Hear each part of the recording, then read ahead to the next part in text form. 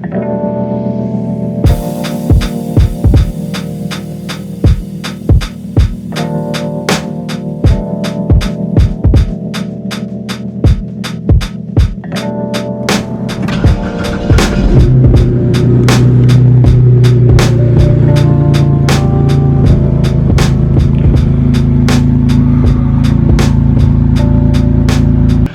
up guys, welcome back to another video. So in today's video we're gonna be doing something a little bit different.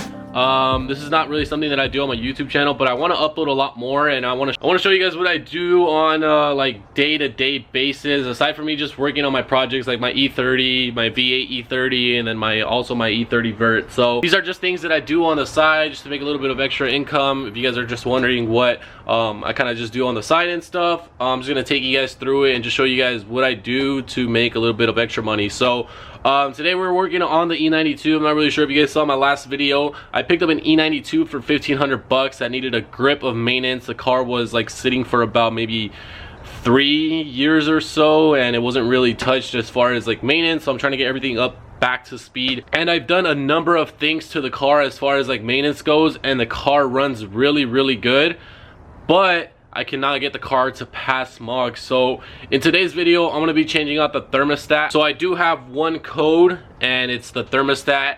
It says that the coolant temperature is below the thermostat regulating temperature. So the thermostat is bad on the car. The fan keeps constantly going on and off, especially after I go on a short drive. So the thermostat is bad on the car, and I think that's the reason why the O2 sensor will not get ready for SMOG. And I know it sounds kind of weird at first. It didn't really make sense to me, but I started looking into it a little bit more. So the engine does get to operating temperature, but I think what's happening is the computers don't know that the engine is at operating temperature. So when I do the drive cycle to get the car ready for SMOG, there's no way, I don't think there's any communication between the thermostat and just the computers letting it know that it's actually at operating temperature. So the thermostat works, I think, mechanically, but it probably just doesn't work electronically. So there's probably like a bad sensor on the thermostat or something.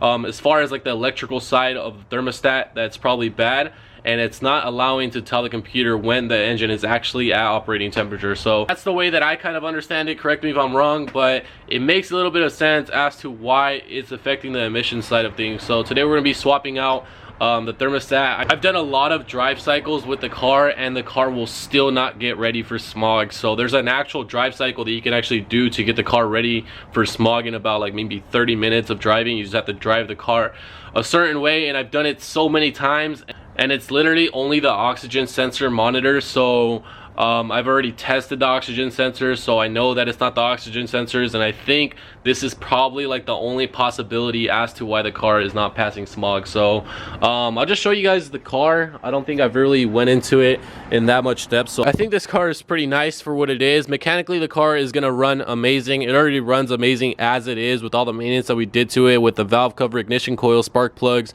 pretty much a full tune-up. Changed the fuel sending unit. That thing was leaking gas, but as far as like all the mechanical aspects of this car, this thing runs really good. It's just kind of in rough shape from the exterior, and that's the only thing that's going to bring down the value of the car. Right now the value of the car in good condition, or I think very good condition, I'm not sure, it's about like 5,100 with the mileage that it has. It's sitting at about like 179,000 miles, but if I get everything like fully buttoned up with like maintenance and probably the exterior, I could probably get the 5,100 for it, but I don't really see myself getting that much money for it. I'll probably get around maybe like high 3,000 for it. But that also leads me to my next point. Like I said, the car is in pretty rough condition from the exterior. Like the clear coat kind of peeled off right here on the fender, and then the hood has some peeling clear coat as well. I think it might have been repainted because it's peeling way too easy. It didn't have this before, and now that it just started raining, look at this, there's like water inside the clear coat right here. So just this, and then the quarter panel on that side over there has a pretty weird, not really sure what the hell happened here, but it's kind of faded, and I'm not sure if there was like some body work done to the car right here, but it is a clean title, so I don't think there's any accidents on the car. The front bumper is super crusty, so there's a lot of work to be done on the exterior to get it to like full, you know, 10 out of 10. But I might end up wrapping the car. I'm not really sure if I don't really get anything close to what I want for, or if it's not worth selling it for a low amount considering all the work that I've put into it as far as like the engine and stuff goes. I'm probably gonna end up wrapping the car, throwing an M3 bumper on the front, and then just getting this car looking a little bit better from the exterior, and that should probably bring up the value a little bit more. So I'd probably only spend about like 800 bucks refreshing the entire exterior of the car. That's like a full wrap and changing the bumper from the front to an M3 one. So if you guys want to see that, let me know. I'm willing to do it, but I don't know if it's really worth it, but I'm willing to do it. If you guys want to see it, I'll freaking do it. You know, it's not that bad. It's a coupe. I should be able to wrap this probably in about maybe 1 or 2 days. Shouldn't be that bad. Bumpers will probably be the worst thing, if anything, and the rest is super easy. I wrapped my E90 in about like 3 or 4 days, so I don't think this one can be too bad. Got the new thermostat right here. It's been a minute since I've done a water pump and thermostat job. I think I've only done one, which was on my E90, so shit, it's probably been about maybe 4 years or so. So it's gonna be pretty refreshing to do this job. I'm not really sure how bad it is. I think it wasn't really that bad when I did it on my E90, so we're gonna be working on this today. Hopefully get this bad boy on, and I think this should resolve the issue. I really hope so. I know it sounds silly how the emissions correlate with a coolant thermostat, but I really hope that this fixes it, because that's the only way that I can get this car to pass SMOG. I don't want to do anything dirty and get this car smogged illegally, because, you know, one, it costs a lot, and then two, you probably shouldn't be doing it. But let's get this car on jack stands and let's take a look at where the thermostat is, because I know it's somewhere underneath the engine, so we're gonna have to do a bunch of stuff to get to the thermostat. I think I'm gonna drop this sway bar. These power steering lines, I'm probably just gonna loosen them, get them out of the way. I think just with taking off the sway bar, it should give us like plenty of clearance to access all those bolts. Undo all the hoses and get all the coolant in a bucket or something, and see if we can access the thermostat. I think we're gonna have to take off the water pump. The water pump is right here. This thing's hella big, electric water pump. So I'm gonna undo power steering lines, the sway bar, and see how much room that gives us to access all those hoses and bolts for the water pump and thermostat. Okay, so I dropped the sway bar, and as you guys can see, it gives me a lot more room to work with the water pump and the thermostat, and I pretty much have access to all the bolts for the water pump, so I'm not really worried about that right now. I do want to have access to all the clips for all the hoses, and some of these I think we're gonna have to disconnect them from the top, so I'm probably gonna end up removing the expansion tank. Just get that out of the way, because I think one of these hoses runs to the water pump or thermostat, so I'm gonna get this out of the way. I'm probably gonna take out the fan, so I'm gonna have to take off the snorkel, the air box, which is not really that hard. So taking out this fan should give me access to the bottom hoses here, and we should be able to unclip those and then drip all the coolant out, and I think should be ready to start unbolting the water pump and the thermostat, and we should be able to get it out. All right, so there it is. Super simple. We got the fan out, got the air box, snorkel, coolant tank, hoses disconnected from the top right here. Dripping out the coolant right now. I still need to disconnect the bottom ones, but I'm just waiting to see how much this one's gonna drip out. So once this one's done, we'll get to the other ones. And there it is. Got the thermostat out of the car.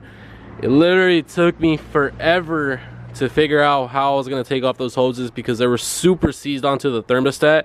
But if you use a heat gun and you heat up like the fittings of the hoses, they should slide off like right away, and I didn't figure that out until like 10 minutes ago, and I was literally able to take off every single hose super duper easy. So I'm just gonna take off this hose, transfer this one over to the new thermostat, and then just connect this hose, and then literally just button everything back up together. Shouldn't be that bad. I didn't even have to take off the water pump. You could take it off from the front of the car. If you take off your fan and you take off your coolant tank, you should be able to take it off through the top, and you don't have to touch the water pump. So just gonna swap all this stuff over, get that bad boy in, and we should be pretty good. So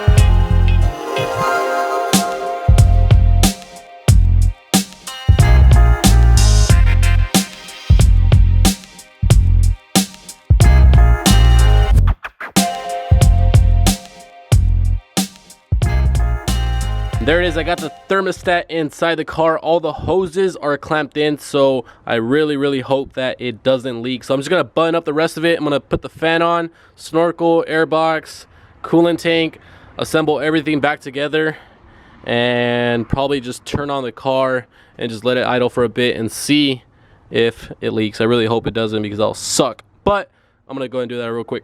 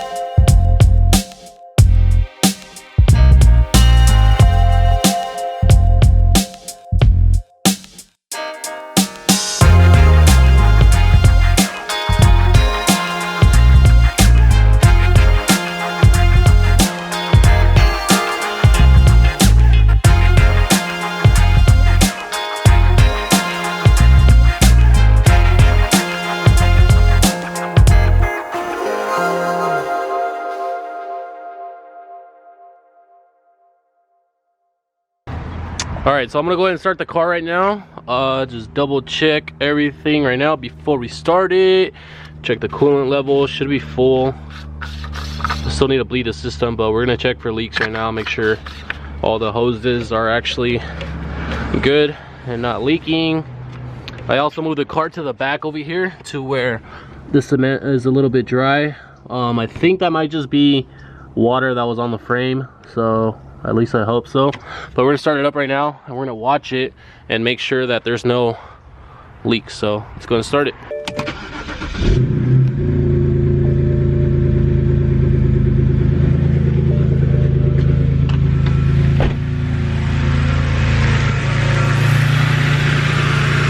Looks good so far.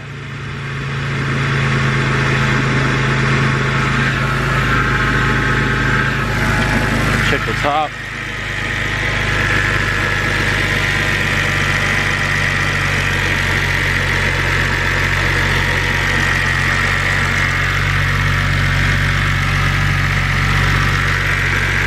Just a lot of coolant that was just left over on the block that's just burning right now, but should be fine. Looks good. All right, what's up guys? Today is actually day number 2 of the diagnostic on the E92. So yesterday I was gonna drive it to do like the drive cycle and stuff to see if the error code was gonna go away. But one thing that I noticed when I drove it yesterday around the block just to get it to like operating temperature and stuff, it got to operating temp, and as soon as I pulled in my driveway, it dropped like a quarter of the temperature, which is like really weird. I don't think it actually dropped that much in temperature within just those like 10 seconds that I pulled into the driveway. So I'm assuming there's probably a bad sensor somewhere. I'm gonna swap out the coolant temperature sensor that's right here on the block and see if that fixes the issue. If that doesn't fix it, I think either the wiring that goes to the thermostat is probably bad. There's probably like a ripped wire somewhere, or there's just some kind of corrosion on the wire, or I got a defective thermostat. So I think that's the only thing that could possibly be causing this thermostat error. I'm also gonna bleed the cooling system to see if that helps out. Maybe there's just too much air trapped in the system. Maybe the coolant's really dirty and it just hasn't been flushed in a very long time. So I'm gonna try all that stuff out and just eliminate all these possibilities. And I think the last one is probably gonna be the wiring that goes to the thermostat, or it's gonna be any kind of wiring that goes to any part of the cooling system. So we're just gonna try that out. I had also bought another sensor that goes to the low radiator hose, but I guess this model of the N52 doesn't actually have it. On my E90 that I had before, there was a lower radiator hose that actually had a sensor on the top of it, and there was a little wire that ran through it from this like loom right here and connected to the top of it right there. But I guess this one doesn't have it, so we're just gonna swap that one out. I already got the new one right here. I actually ended up buying both, but I'm gonna have to return the one that I don't have down there. Swap that one out and see if that possibly can fix the issue. I've honestly never had luck fixing like these kind of problems with just changing out these basic sensors and stuff, but since this car does have relatively high mileage, 180,000, you know, there is a possibility that that sensor could probably be bad. But we're gonna swap that out, and if not, then I think it's probably gonna be some kind of wiring issue. But we're gonna swap that out, bleed the cooling system, and see if that fixes the issue. So here's why I think it might be a wire, because almost all these like connectors are all exposed, like all the wires are exposed, and then just with the heat of the engine, you know, it's a possibility that we could have damaged some of these wires here. So I really hope that it's not the case. I know there's one that runs all the way to the thermostat that runs alongside of the engine, and it's exposed just like this one. So I really hope the wiring is not damaged, because it's gonna be kind of hard to find which one it is. But I'm gonna swap this one out, see what size it is, take it off, and then just put the new one in, see if that fixes it. Should be a 22, so let's go and loosen it. It's probably gonna drip a little bit of coolant, but that's fine. Hopefully it's not too much.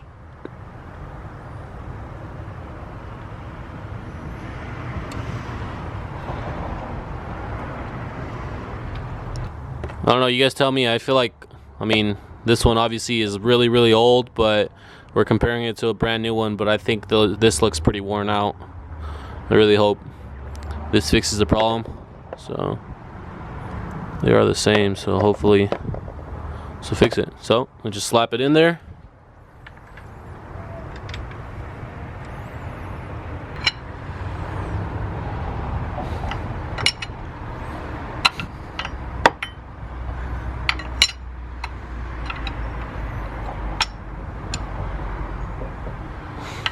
Before I even start the car, I think I'm just gonna bleed the cooling system first, just so I know everything is like 100%, and then we'll clear the codes. And then if it comes back, I mean, it only makes sense that it's probably gonna be something else. It's not gonna be the temperature sensor.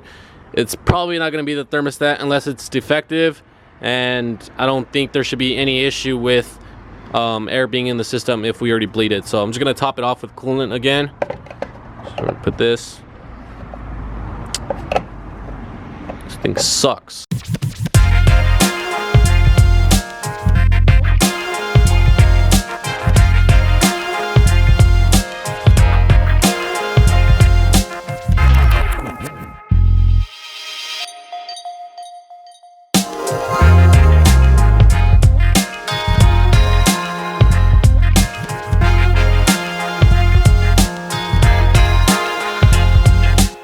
I got the jumper connected to the car just to give it a little bit more power, because this whole 12-minute cycle of bleeding the cooling system uses a lot of power, and it could easily kill your battery. I've seen people kill their battery just by not connecting any kind of power source to it. So it's really important when you bleed your cooling system to connect some kind of a power source to it, just so it doesn't kill the battery. So all right, so now we're gonna put the key in, hit start without your foot on the brake. We're gonna put the temperature to the highest temperature at the lowest setting. That should be good. Hold the gas pedal for 10 seconds.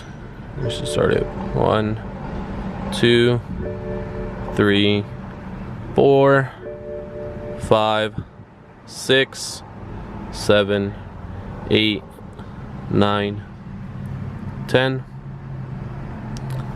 And that should do it. So now it's gonna cycle for about 12 minutes or so. You should be able to hear some kind of like water passage throughout the entire system if you did it correctly. And I'm just gonna wait for 12 minutes and the car should be bled, and then we'll just top it off with coolant, start the car, and see if there's any codes.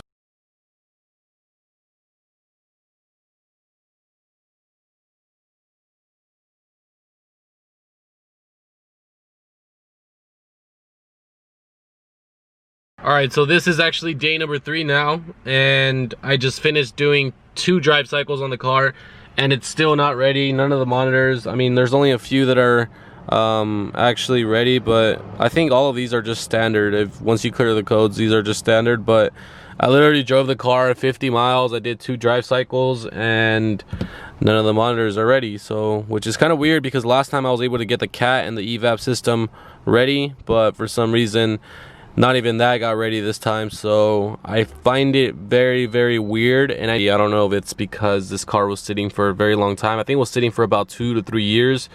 Maybe I just need to drive it a little bit more. So I think that's realistically probably going to be my only option. I don't think it's going to be the thermostat anymore. I really don't see it being something like that. I feel like it's something either a little bit more serious, or maybe I just need to drive the car a little bit more.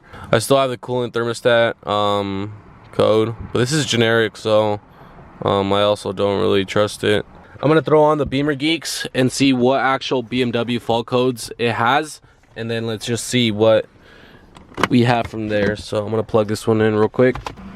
Let's see, let's go to engine. So we have the 287 exhaust Vanos mechanism. I'm not really sure what's up with that. I changed both Vanos solenoids. I don't know if that pertains to that, but I changed those out.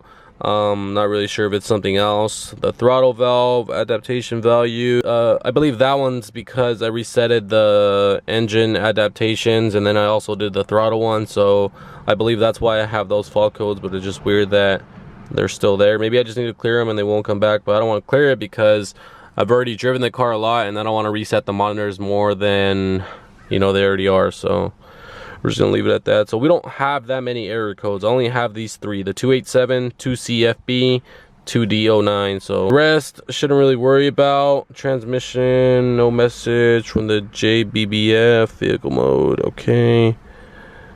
Instrument cluster, no message from multiple restraint system. That's also a weird one. I have the airbag light on, but I feel like there's no communication between the airbag module, because once you go to safety on the Pro Tool app, you should be able to access the airbag module right here. There should be an option, but there isn't. Like, I already tried it on my E90. I have the option on my E90, but on this E92 it doesn't, because normally the way that you get this airbag light is because the seat mat sensor goes out on the passenger side, and then it toggles that light right there. But you can actually code it out, and you know, it'll go away. But I think the issue is a little bit more serious with the airbag thing. So this car has a lot of weird stuff that I've never had on any of my past cars, so I've been trying to figure out a lot of this stuff. And then I just have only the brake light, which is just the brake pad sensors. The brakes should be new, so I just need to get the sensors, and we'll get the brake light out.